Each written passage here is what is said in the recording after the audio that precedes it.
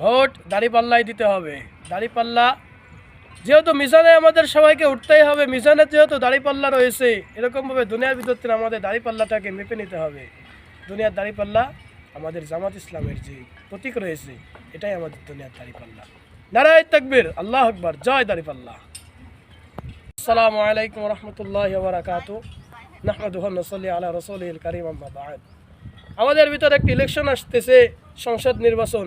তার ভিতর আমরা বাংলাদেশের জনগণ আমাদেরকে বেছে নিতে হবে আমাদেরকে কে পরিচালনা করে 5টি বছর।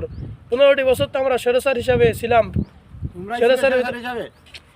আমরা 15টি বছর স্বৈরাচারের ভিতর নির্যাতন সহ্য করে আজকে আমরা এসেছি আপনাদের কাছে।